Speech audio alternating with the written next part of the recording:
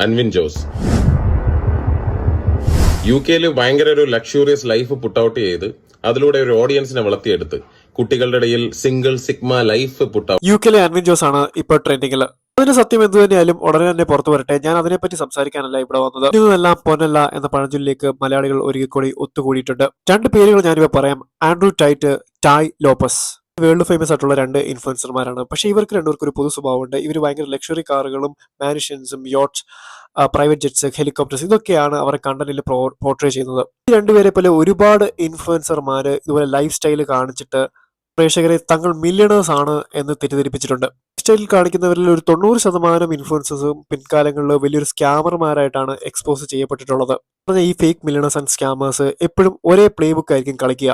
Play ബുക്കിൽ ഒന്നാമതായിട്ട് കുറച്ച് റെന്റഡ് ആയിട്ടുള്ള ലക്ഷറീസ് വാങ്ങുക, അതായത് വീട്, കാറുകൾ. രണ്ട്, എന്തെങ്കിലും ഒരു ബിസിനസ് ഉണ്ടെന്ന് ചുമ്മാ തള്ളി മറിക്കുക. ബിസിനസ്സുകൾ തന്നെ ഫ്രാഞ്ചൈസി ബിസിനസ്സുകളാണ് ഏറ്റവും സേഫ് ആയിട്ടുള്ള മാർഗം. കാരണം ഫ്രാഞ്ചൈസി ബിസിനസ്സുകളിലെ ബിസിനസ് റവന്യൂസ് നമുക്ക് ഇൻഫ്ലേറ്റ് ചെയ്യാൻ പറ്റും. പിന്നെ ഇവഞ്ച്വലി ഇവരുടേതായിട്ടുള്ള ഒരു ബിസിനസ്സുകളിലേക്കോ അല്ലെങ്കിൽ ഒരു കോഴ്സുകളിലേക്കോ അല്ലെങ്കിൽ ഒരു മെന്റർഷിപ്പിലേക്കോ ഇവരുടെ ഫോളോവേഴ്സിനെ എത്തിക്കുക. ഇല്ലാത്ത കാശ് ഉടന്ന് കാണിക്കുകയും എന്നിട്ട് ആ കാശ് നേടാൻ വേണ്ടിയിട്ട് എന്റെ കോഴ്സ് അല്ലെങ്കിൽ എന്റെ ബിസിനസ്സിൽ ജോയിൻ ചെയ്യൂ എന്ന് പറയേണ്ടവരെയാണ് ശ്രദ്ധിക്കേണ്ടത്. അതായത് എല്ലാ കോഴ്സ് വയ്ക്കുന്നവരും മെന്റർമാരും ഫേക്ക് ആണെന്നല്ല ഞാൻ പറയുന്നത്. ചുരുക്കി പറഞ്ഞാൽ നല്ലൊരു ബിസിനസ്സുകാരൻ ഇറങ്ങി നിന്ന് പണിയെടുക്കണം.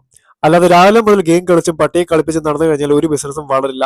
ഇത്ര മാത്രമേ എനിക്കിപ്പോൾ പറയാനുള്ളൂ. Thank you.